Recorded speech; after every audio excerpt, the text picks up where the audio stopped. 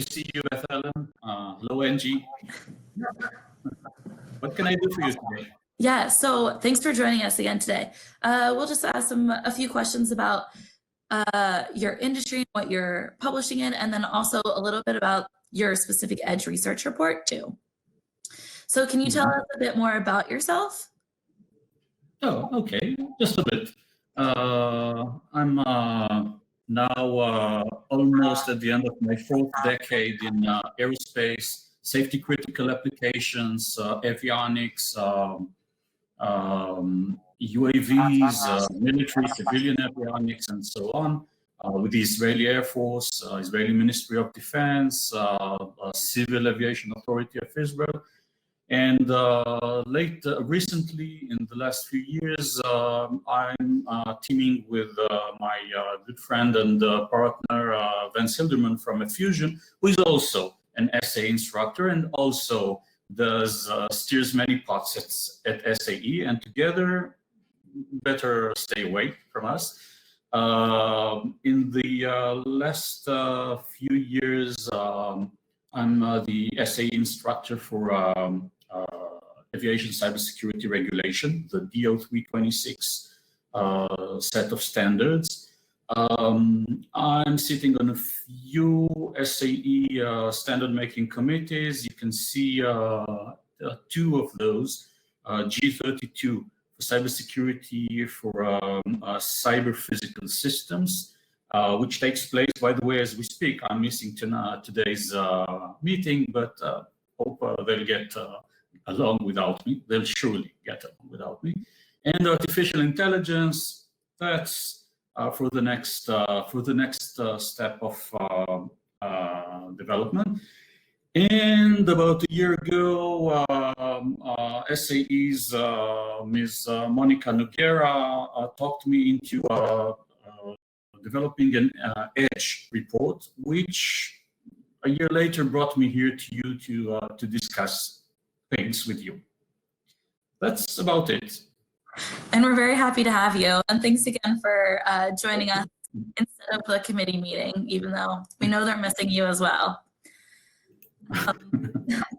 So we hear a lot about cybersecurity lately, mostly around ground vehicle. Can you introduce us real quick with cybersecurity and how it relates to aviation? Oh, sure. Cybersecurity in general is, well, I'd assume that our audience has at least some basic idea about what cybersecurity is. All of us have computers, laptops, etc.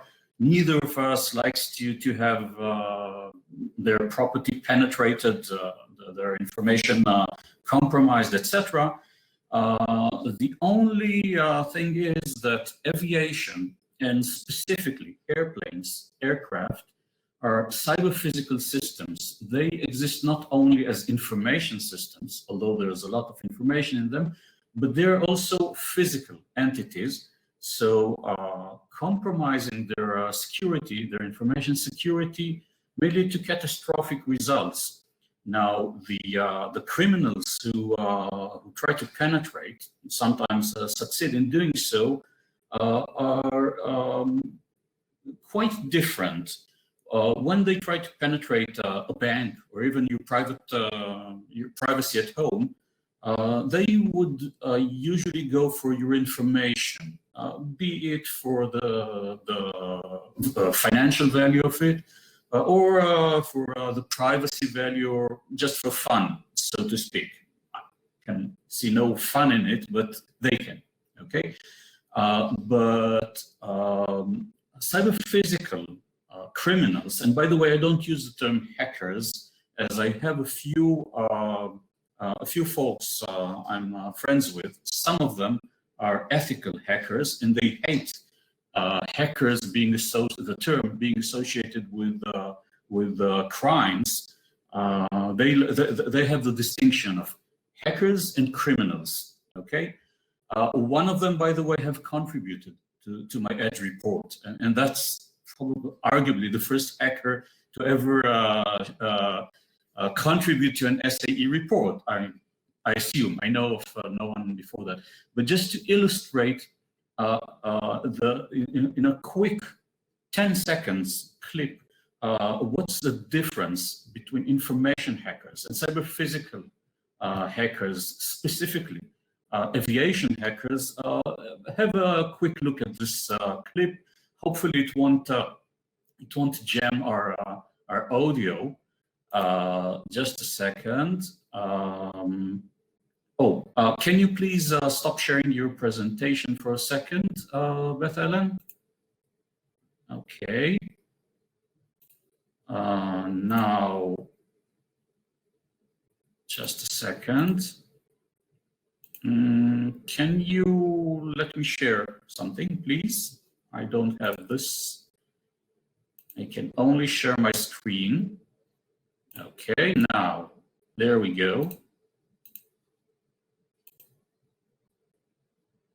Just a second. Yeah. No.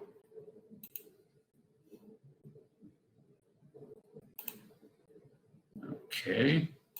That you want to ask? Okay. We're getting along. Okay. You can put it in the chat. Have a look at this. Have a look at this. This is from Goldfinger, 1964. No, Mr. Bond, I expect you to die. There is nothing you can talk to me about that I don't already know. Well, hopefully this you can resume sharing your presentation for the. I'm messing up things, you know that by now. Do you hear me correctly, by the way? Am I coming along fine? Okay, so cyber physical hackers, specifically potential aviation hackers, don't want your money, don't want your privacy, they want your life. So here, the attitude, the classic attitude of safety critical systems, protecting the safety of aircraft, etc., these come in handy. And you can see by the color of my hair that I've gone through some bad experiences in life concerning that. So the standards and the regulation are concerned with only one thing right now: safety. Safety of life, safety of property comes second, but is also important. That's the difference. Thanks for sharing the clip as well. Yeah, it took a glitch, but we managed. We made it work. So your Edge research report deals with cybersecurity regulation. How does the regulatory landscape of aviation cybersecurity look? Well, it relates to the subject I researched. Researching cybersecurity, even only for aviation, is so huge that I doubt we can make it in one research, even a very large one. And by the way, mine ended up being one of the largest Edge reports ever, I believe. So I concentrated in only airworthiness, protecting the airworthiness against cyber threats, and only the regulation, because there maybe not endless, but there's a huge number of techniques, methodologies, ideas, many areas, domains of profession that relate to aviation cybersecurity. So I focused on airworthiness, cybersecurity regulation. The regulation that we look into right now has a few layers. It starts with ICAO. That's an international body that regulates aviation worldwide, but that's very top level. There needs to be more detailed regulation, and there is. Then we have the FAA, the Federal Aviation Administration in the United States, and the EASA, the aviation safety regulation in Europe. And all of them draw from what they call industry standards. SAE, by the way, SAE standards are also concerned industry standards, but in this case, there's a set of documents, the DO 326, and in Europe it's ED 202 set of documents. It currently, the core of it includes like 2-3 documents that would tell you how to develop airplanes and aircraft systems to be more resilient. It currently is stable on its initial version, and there are more documents developed. In about 2-3 years, we're looking at about a body of documents of about 1,000, including about 1,000 pages, in like 5-6 various documents. And at the end of the day, in 2-3 years, we'll have an almost equivalent set in the United States, and in Europe, only the cover would probably differ.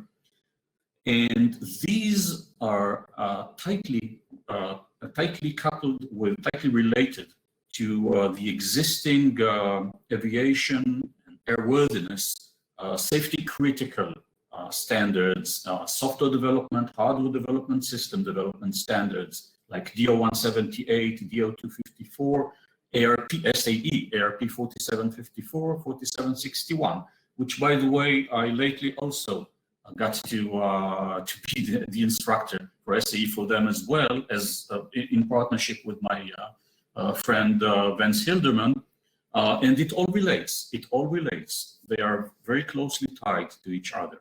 This is more or less the regulation. Now, these are the standards. Sorry, the regulation is stems from state organizations.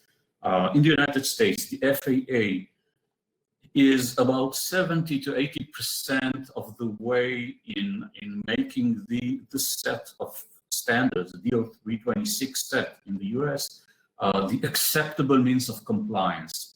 It's mandatory for most airworthiness tasks, not for everything yet. It's about to get there very shortly. In Europe, it's black and white. It's not as gradual as in the United States. In Europe, they started, they had nothing mandatory. It was a good, considered the best practice up to now. It was not mandatory, but in a decision taken last July, like 4 months ago, less than 4 months ago, they decided to make it mandatory starting this coming January 1st, 2021. So in a month and a half, if you're flying in Europe, you have nowhere to go. You have to comply with this regulation. This is more or less where we are right now.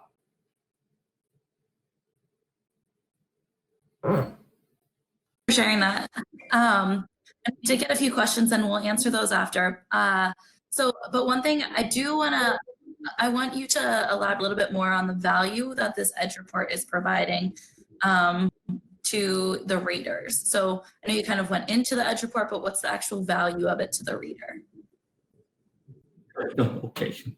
Well, I'm a bit biased. You can tell that because I'm the editor of the report. So it would be odd for me to think that it's worthless.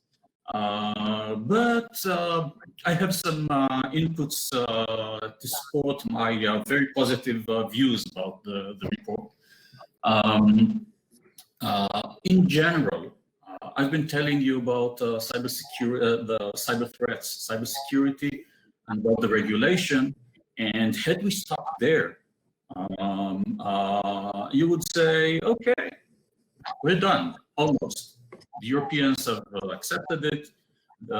In the US, it's about to be the law of the land in 2-3 years. So we're done. No, very far from that.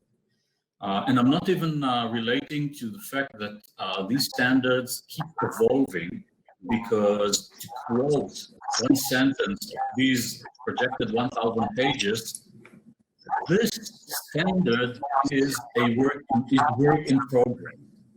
The standard says that. Okay, so there's a hint, first hint that we're very far from being done yet. So when I was asked to put this together, instead of on top of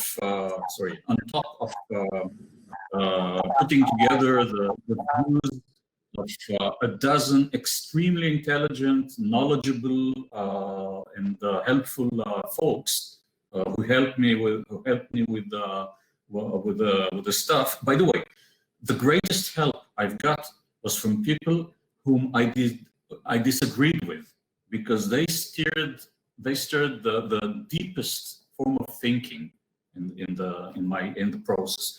But the issue was that it's imperfect, and there were real flaws. There still are real flaws in the standards themselves, in the way they're perceived and around them. Now, finally, I found a huge amount of issues.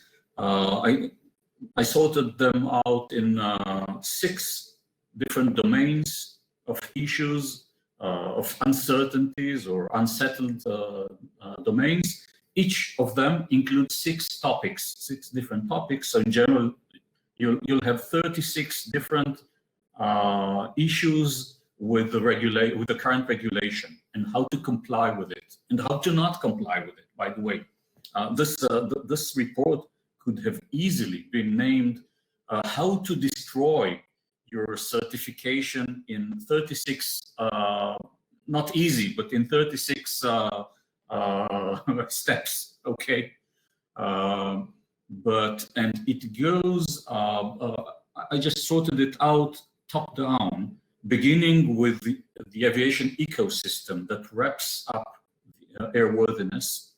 And just to give you the most top level example I can from this the first section, ICAO, that makes the top level rules, the world regulation, so to speak,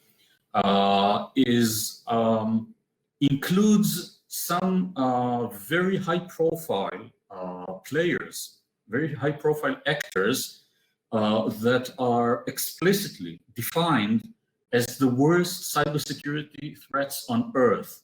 So we have, out of the gate, not even out of the gate, before we even open the gate to doing anything about this regulation, we have an issue.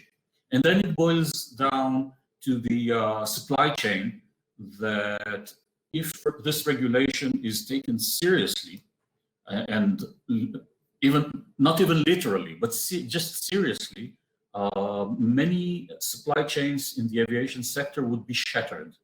And how so? Read the report.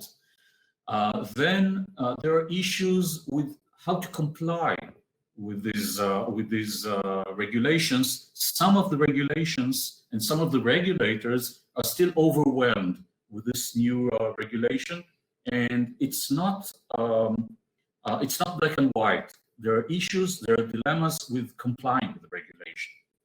Then that's the first half that deals with the rep, which is enough. Okay.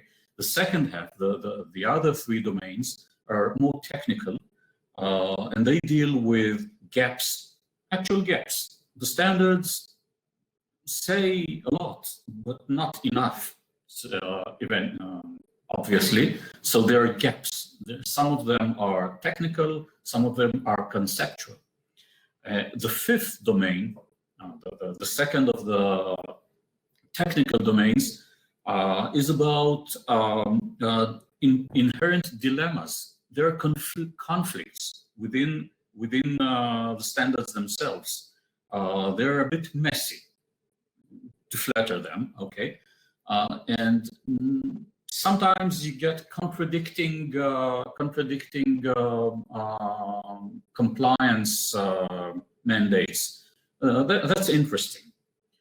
The last one is conceptual issues, conceptual issues, almost philosophic, but with very hard technical consequences. And the last one, I'm giving you two examples, the first one and the last one, more or less. The last one is that they are, at least for now, not yet robust enough to go to the next steps of, for instance, artificial intelligence, quantum computing, etc., etc. And this is the future. It's not even the future; it's the present already. So this, in a nutshell, is the Edge report. And folks who have read it told me it took them a lot of time, and they had to reread it a few times. It's probably because I'm not such a good writer, but I hope there were other reasons as well. So in depth, and you covered quite a bit of it here. But so it seems as though you just covered all of the different areas in which that were obviously all the unsettled topics. So you were able to cover all of it. So I would imagine that's why it's pretty in depth. I have one more quick question for you, and then we do have some chat. So if you want to make this last, we want to be able to get in as many of our questions as we can from our chat. So what are the next steps with Edge and also SAE in general with yourself? Oh, Monica doesn't let me off the hook. I'm already doing the next one. Unsettled topics for airports, cybersecurity regulation. And if I thought airworthiness cybersecurity regulation was challenging, wait for the next one. I'm already sweating when I think about the work I have to put during your long Christmas, New Year's vacation to put it together and send it to the incredible Will Kuczynski, by the way. He's the actual writer of the report. I just sent him a cluttered draft, and he made the report out of it. Okay, there are a lot of folks at SAE working on it. So that's the next Edge report that I'll be putting. That was a sneak preview. Probably next year you'll be bugging me about this one. I guess the next one. Awesome. I won't doubt it. And Will and Monica are both very great. I agree. So, because I work very closely with them. So, and then I know they're actually both on the line. So, yes, they're both. I know. I've seen both. So we do have some questions for you from the audience. Here's the first one. Only a few? Only a few. What is the different way of approaching cybersecurity being for the military or the commercial aviation? Oh, easy. In the military, you have a license to be killed. You don't have to stay alive. In the civilian domain, you're obliged to stay alive. This is what safety is about. In the military, mission is taught. So there are some DoD and other military standards that support cybersecurity, but they're more mission-oriented than safety-oriented. There is safety there too. However, there is a growing tendency in the military in the last few decades, at least 2 decades, probably 3 decades, to adopt as many civilian standards as possible. And I know for a fact, because I already worked with such, that militaries all over the world are adopting the DO326 set. That's DO326, DO356, and DO355. In Europe, it's ED202, 203, and 204. And many militaries are adopting that for 2 reasons. One, because it's easier to go for a common baseline, civilian and military. The other reason is that many military aircraft, including UAVs, have to fly in civilian airspace, so they have no choice. The civilian air authorities make them comply with it. So it's more efficient to comply with these and use them as military standards as well. That's in a nutshell. Okay, next question, please. Concern you have today concerning aviation cybersecurity? I can't see you, I can't hear you. So probably no questions.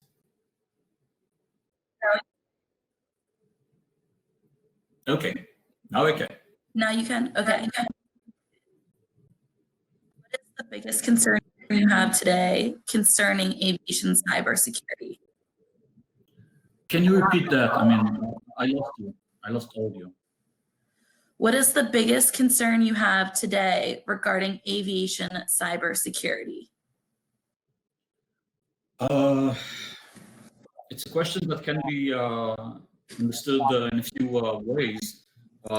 If it's what's the greatest fear, the sum of all fears, of course, it's the taking over and crashing of a civilian airplane loaded with passengers. If this is the question. If the question is what is the greatest threat to, what's the greatest potential for such an outcome, then no reply would be 100% accurate. And even if it is, the number one effect we need to understand about cybersecurity or cyber threats is that the number one issue is time. Nothing that is true right now would be true in a few seconds from now. So I can tell you, okay, it's insider threat. Okay, 5 minutes from now, it can be something else. If I need to put my finger on something that is not going to go away, it's not in the foreseeable future, it's the very long chains of supply. We can block anything, but chains of supply, the long chains of supply for aviation specifically, have the tendency of becoming insider threats. Now, remember, every chain of supply gets down to the last IC, to the last transistor, to the last resistor that is made by the same actors sitting on the board of ICAO as leading nations and defined by the NSA, the United States NSA, as the highest level state actor threats. Almost every single electronic component in the world is made by such actors, and this should scare the living daylights out of anyone who tries to assess what's the worst threat for aviation, cybersecurity was. I wish I could be more optimistic. I don't sleep well tonight, I'm afraid. You're just an expert, so you understand all sides of it. Understandable. I think with that, thank you so much for joining us today. You're welcome. If we have any other By the questions, way, if there are more questions, please encourage all the viewers, all the attendees to email me in person, and I will keep answering. The fact that we have no more time doesn't mean that I can answer no more questions. Okay. yes, thank you so much. And again, thank you for joining us. The link to your EDGE report is on the slide, and Angie also posted it in the chat. And we look forward to hearing about your next EDGE report around cybersecurity in airports. So looking forward to that. Yeah, and look for another video clip for next year. Perfect. Thank you very much, Beth Ellen. I enjoyed it a lot, and thank Angie as well. Yes, thank you.